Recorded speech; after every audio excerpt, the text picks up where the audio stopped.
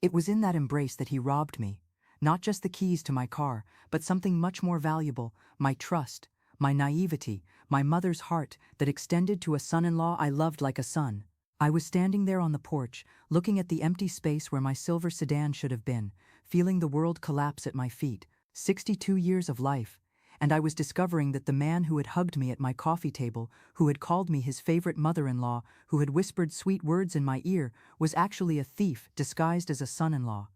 The morning sun still warmed my skin, but inside I was frozen. My hands trembled as I held the keys I thought I had left in my pocket, keys that were no longer there. Robert's woody cologne still lingered in the air of my kitchen, mixed with the aroma of coffee I had prepared so lovingly to welcome him. Like a fool, I had believed every word, every gesture, every display of affection that now revealed itself to be calculated, cold, manipulative. Panic took hold of my chest like a giant wave. I ran inside the house, grabbed the phone with trembling fingers and called the police. My voice came out choppy, almost inaudible, but it wasn't a stranger, it was my son-in-law. The words came out of my mouth like heavy stones, hurting my throat. On the other end of the line, the officer asked questions I could barely answer. How to explain that the man who stole my car was the same one who had been sleeping in the house next to mine for 5 years?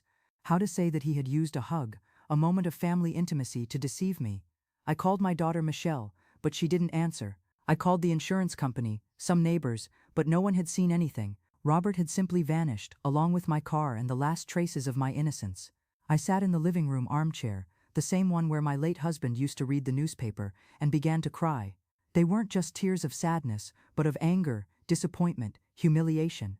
I felt like a complete idiot. But to understand how I got there, I need to go back to the beginning, to that day 5 years ago when Michelle came home with a different smile on her face and said, "Mom, there's someone I want you to meet." She was radiant, with that gleam in her eyes that only first love can provoke. I had just lost my husband, Charles, after 40 years of marriage. The house was too quiet, my life too empty, and seeing my daughter happy was like a ray of sunshine coming through the window of a dark room. Robert arrived the following week, bringing flowers and a smile that lit up any room. Tall, light eyes, well-groomed hair, a soft voice that spoke beautiful words. He called me Mrs. Helen, with a respect I hadn't heard in a long time, held my hands gently, and said it was an honor to meet the mother of a woman as special as Michelle.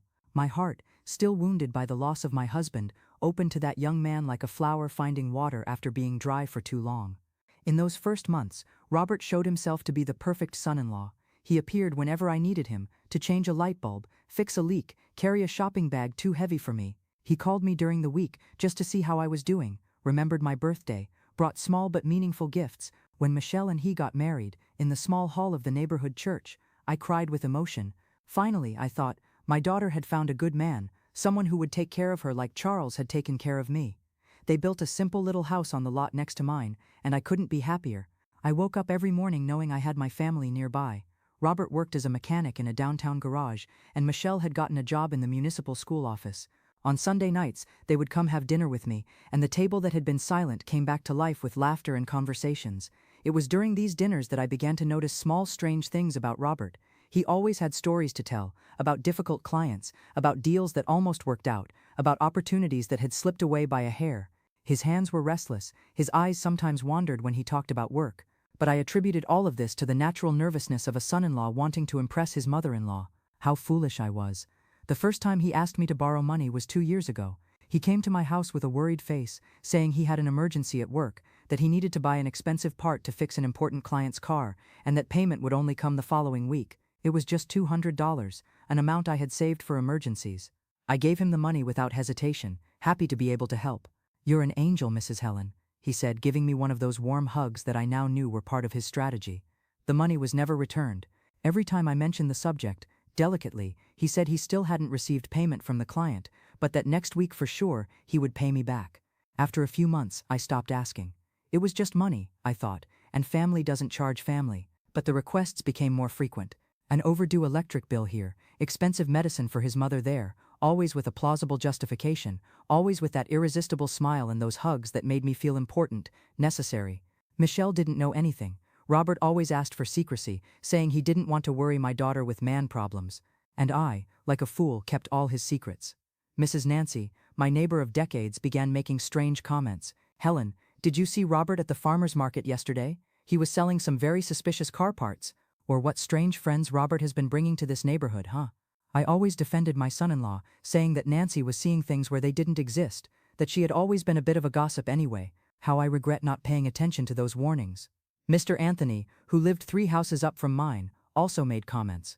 Helen, that Robert of yours has a kind of strange manner, you know? Last week I saw him talking to some dubious guys there on the corner, at dawn. But I always had an excuse on the tip of my tongue. Robert worked late, Robert knew many people because of his work, Robert was a sociable man, everyone was wrong, only I was right. How blind I was. Michelle's behavior also began to change. She who had always been an open daughter, who told me everything, began to become more reserved. When I asked about marriage, about future plans, about children, she would deflect the subject with a forced smile. Her clothes were simpler, she had stopped dyeing her hair at the salon, small things that a mother notices. But when I asked if everything was okay, she always said yes, that it was just tiredness from work. Now I understand that she was already suspicious, that she had already discovered some of Robert's lies, but didn't know how to tell me. My poor daughter, trying to protect me from the same problems I was facing alone, each of us keeping our painful secrets. 6 months ago, things got even stranger. Robert began showing up at home at unusual times, noon on a Tuesday, 8 in the morning on a Saturday, always with some excuse about unexpected days off or external services. He looked at my car with different attention, asked questions about maintenance, about documentation, about insurance. What a well-maintained car you have, Mrs. Helen. I bet it's worth a good amount. At the time, I interpreted them as innocent compliments. Today, I see they were evaluations from a predator studying his prey. And if you're following this story, if you're identifying with similar situations you might have experienced, leave your reaction in the comments and subscribe to the channel to receive more accounts like this. Unfortunately, stories of family manipulation are more common than we'd like to admit. My silver sedan wasn't just a car to me, it was the symbol of an achievement, of years of hard work and saving. After Charles died, I had used part of his life insurance money to buy that car, the first new car of my entire life. It had only 15,000 miles on it, was always clean, always serviced. It was my independence, my freedom, my way of not depending on anyone to go to the doctor, the supermarket, the pharmacy. It was my dignity on 4 wheels. On the morning of that fateful embrace, Robert had arrived earlier than normal. It was only 8 o'clock when he knocked on the door. I came to answer, still in my nightgown, surprised by the visit. Sorry, mother-in-law. I know it's early, but I was passing nearby and thought about having coffee with you. He was different, more agitated, more anxious, his eyes shining in a strange way. But I, always hospitable, invited him in. I prepared the most delicious coffee I knew how to make, put homemade cookies on the plate, arranged the kitchen table with the lace tablecloth my mother had made. Robert complimented everything, the coffee, the cookies, the house, my dress. You're amazing, Mrs. Helen. I don't know what Michelle and I would do without you. The words were honey to my ears, a balm for the loneliness I had felt since Charles had left. During the conversation, he talked about how special I was, how I had been an exemplary mother to Michelle, how lucky he felt to have a mother-in-law like me. You know I lost my mother very early, right? So you're like a mother to me too. My eyes filled with tears of emotion. Since my husband's death, I had felt useless, unnecessary, a leftover in a house too big for one person. Hearing that I was important to someone made me feel alive again. But while he spoke those sweet words, his restless eyes scanned the kitchen, studied the table, observed where I had left my purse. Now I realized that every compliment, every display of affection, was part of a carefully rehearsed script. He knew exactly which keys to press in my lonely heart. When he said he had to go, he got up and came to give me that hug. But it wasn't a common hug. It was long, tight, enveloping. He held me tightly, whispered in my ear, "You're very special to me, Mrs. Helen. Very special indeed." His hands completely enveloped me, one of them discreetly passing by the region of my pocket. I was so emotional, so taken by the sensation of being loved and valued, that I didn't even notice when he removed the keys to my car. After he left, I spent a few minutes in the kitchen, smiling alone, remembering the affectionate words I had heard. I felt important, useful, loved. What cruel irony. Just when I felt most cherished, I was being most deceived. It was only an hour later, when I went to get some bread I had left cooling in the car, that I discovered the theft. The empty space in front of my house hit me like a punch to the stomach. Where was my car? I was sure I had parked it there the night before. I looked for the keys in my purse, in my pockets, in every possible place. It was then that the terrible reality began to form in my mind. The hug, his hands passing by my pocket, the nervousness disguised as affection, the restless eyes, everything fit into a devastating revelation. My own son-in-law had robbed me. I spent the entire day trying to contact Robert, but his cell phone was out of service area. I called the garage where he supposedly worked, but they informed me that Robert had been fired 2 months ago for excessive absences. 2 hours of information that hit me like lightning. For 2 months he had been unemployed, but continued leaving the house every day saying he was going to work. Where was he going? What was he doing? With what money was he living? Michelle came home from work in the late afternoon, finding me sitting on the porch, still in shock. "Mom, what's that face? Did something happen?" I told her everything, the theft, the discovery about the job, the lies. I saw my daughter's face transform, going from incredulity to revolt, from revolt to despair. "Mom, this can't be true. Robert would never do this to you." But when she finally managed to contact her husband, the truth came out in an even more shocking way. Robert answered the phone with astonishing naturalness, as if he had asked to borrow a cup of sugar. "Oh, hi honey, is everything okay? Oh, mother-in-law's car? I took it quickly to solve some things here. I didn't even want to bother her. You know how she gets worried for no reason." For no reason? Worried for no reason? Each word of his was like a stab to my chest. There was no apology, no acknowledgement of the error, nothing but a disturbing naturalness, as if stealing his mother-in-law's car was something perfectly normal. That night, I couldn't sleep. I kept replaying in my mind all the signs I had ignored, all the red flags I had interpreted as excessive concern from the neighbors. Robert wasn't the caring son-in-law I thought I knew. He was a professional manipulator, someone who had studied my weaknesses and exploited them systematically. I began connecting other dots. The mysterious absences, the constant requests for money, the dubious friends that Mrs. Nancy had mentioned. Robert wasn't just a liar, he was involved with much worse things. My car was probably already being dismantled in some clandestine junkyard, sold piece by piece to finance activities I didn't even want to imagine. The next day, when Robert finally appeared with the car, it was as if a bomb had exploded in front of me. My silver sedan, which I cared for like a baby, was dirty, scratched, with an empty tank and smelling of cigarettes. The driver's seat was stained with something that looked like beer, there was trash on the floor, and the rearview mirror was crooked. My pride, my dignity, was destroyed. "Calm down, mother-in-law. It wasn't anything serious. I just used it for some quick errands. You don't need to be like this." Like this how? Like a person who had just been betrayed by someone she trusted blindly? Like a 62-year-old woman who discovered she had been manipulated for years? Like a mother who saw her daughter married to a criminal? It was at that moment that something inside me changed forever. The naive Helen, who believed in everyone, who saw goodness where there was evil, died in that instant. In her place, a wiser, stronger woman was born, more determined never to be deceived again. "Robert," I said, looking directly into his eyes, "we need to talk." He laughed, with that disarming smile that always worked on me. "Of course, mother-in-law, but you don't need to make such a big drama. It was just a misunderstanding." Misunderstanding. That word was the last straw. I felt a strength I didn't know I had, rising from my chest, going up my throat, coming out of my mouth with a firmness that surprised me. "There was no misunderstanding at all. You planned everything. The hug, the sweet words, the emotional manipulation. You studied me like a predator studies its prey, discovered my weaknesses, exploited my loneliness, abused my trust." His smile wavered for the first time. He tried to say something, but I interrupted him. "You thought I was a foolish old woman, didn't you? That you could deceive me indefinitely, use my house as a personal bank, destroy my patrimony without consequences. Well, you were wrong." Robert tried to hug me again, the same trick that had worked so many times before, but this time I pulled away. "Don't touch me. You lost that right the moment you robbed me." It was then that I revealed my ace in the hole, the secret that would change everything. "You know, Robert, I'm not as naive as you think. Yesterday, after I discovered you had been fired from the garage, I made some calls. I talked to the right people, discovered interesting things." The color drained from his face. What kind of things?" "I discovered that you owe 3 months' rent on the house where you live with my daughter. I discovered that you borrowed money from loan sharks downtown, using Michelle's name as collateral. I discovered that my car wasn't the first thing you stole. There's a complaint in your name at the police station for embezzlement at your last job." Robert tried to deny, stammer senseless explanations, but I didn't stop. "And you know what else I discovered? That you're using my daughter, my house, my entire family as a facade to hide your shady business. That you haven't worked for months, but continue leaving the house every day to meet with people involved in receiving stolen cars." Now he was visibly nervous, sweating cold, his eyes avoiding mine. "Mrs. Helen, you don't understand. Things aren't quite like that." "No, Robert, I understand perfectly. For years you made me look like an idiot. You made me believe you were a loving son-in-law when you were actually using me as a source of money and cover for your criminal activities." I took my purse and pulled out some papers I had prepared during the sleepless night. "Here's a copy of the police report I filed yesterday. Here's a list of all the amounts you asked me to borrow over these years, with dates, amounts, and your promises of payment.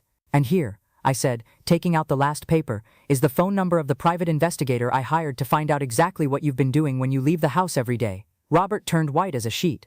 I had never seen someone change color so quickly. You hired a detective?" "I did. and he discovered many interesting things. Want to know which ones? For a few seconds we stared at each other in silence.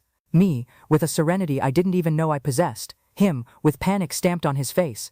The predator had become prey. The manipulator was being confronted with his own lies. Mrs. Helen, please, let's talk calmly. I can explain everything. There's nothing to explain, Robert, and there's nothing more to talk about. You have a simple choice. Either you disappear from my life and my daughter's life voluntarily, or I turn all this information over to the police and you disappear involuntarily. He tried to argue, appeal to the good times we had had, remember the favors he had done me, but I wasn't listening anymore. The old Helen, who got emotional with beautiful words and let herself be carried away by false hugs, had died definitively. You have 24 hours to make your decision, I said, taking my car keys that were in his hand. And if you decide to stay, prepare for the whole town to know exactly who you are. Michelle witnessed the entire confrontation, hidden behind the kitchen door. When Robert left, without responding, without arguing anymore, just walking toward their house with shoulders bent like someone who had been defeated, she came to me. Mom, she said, with tears in her eyes, I didn't know you already suspected all of this. I hugged her, feeling that I was hugging not just my daughter, but also myself, the new version of me that had been born in that moment of confrontation. Daughter, I learned a very important lesson in recent days. I learned that the greatest betrayal doesn't come from enemies, it comes from those you let into your heart. But I also learned that even when we are deceived, even when we are hurt by those we trust most, we still have the power to get up, to be stronger, not to allow ourselves to be destroyed. 2 weeks later, Robert disappeared from the city without leaving a trace. He took only some clothes and left behind all the lies he had built. Michelle was devastated for a few months, but over time understood that she had been freed from a toxic relationship that would only tend to get worse. I sold my silver sedan. I couldn't look at it anymore without remembering that false hug, and bought a simpler car, but one that represented a true new beginning. Every cent I invested in it was earned through my own effort, without depending on anyone, without trusting empty promises. The neighbors were divided, as always happens in small towns. Some said I had exaggerated, that I had been too hard on a young man who just made a mistake. Others congratulated me for the courage to face a manipulator, but the opinion that mattered most was my own, and I was at peace with myself. Today, almost a year later, when I look back, I don't feel anger or resentment. I feel gratitude. Gratitude for having discovered who Robert really was before he caused even greater damage to my family.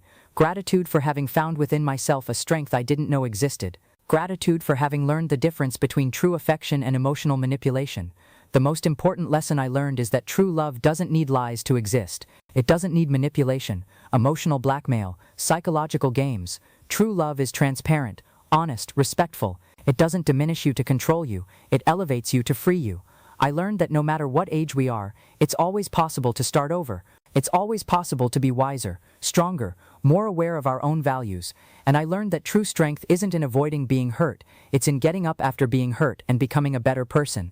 Michelle is doing well today. She got a better job, is taking a technical course, has plans for the future. Sometimes she tells me, Mom, thank you for being strong when I couldn't be. And I respond, Daughter, the strength was always here inside. It just needed an extreme situation to reveal itself. On Sundays, we still have our family dinners, only now it's just the two of us, mother and daughter, talking about life, about dreams, about lessons learned. The table is smaller, but the love is purer. There are no lies, no hidden agendas, no emotional games. There's just the true affection between two women who learn to value honesty above all. And when loneliness strikes, when the house gets too quiet, I no longer seek to fill that void with just anyone who appears offering beautiful words. I learned that it's better to be alone with dignity than accompanied by those who don't deserve our trust. The Helen that exists today is different from the one who opened the door for Robert on that fateful morning. She's a woman who embraces with care, who trusts with intelligence, who loves with wisdom. A woman who knows that true power isn't in being loved by just anyone, but in loving herself enough not to accept crumbs disguised as a feast. And if there's something I'd like to leave for those reading this story, it's this. Never allow anyone to use your heart as a ladder for their own interests. Never accept that they transform your kindness into weakness, your generosity into naivety. You deserve true love, genuine respect, affection without hidden agendas. Because life is too short to waste our time with people who hug us to rob us, who call us special to use us, who make promises they never intend to keep. And remember, the greatest revenge against those who betrayed us isn't anger, isn't resentment, isn't the desire for retaliation. The greatest revenge is becoming better people, wiser, stronger than we were before the betrayal. Because in the end, those who deceive us can take many things from us, our money, our trust, our momentary tranquility.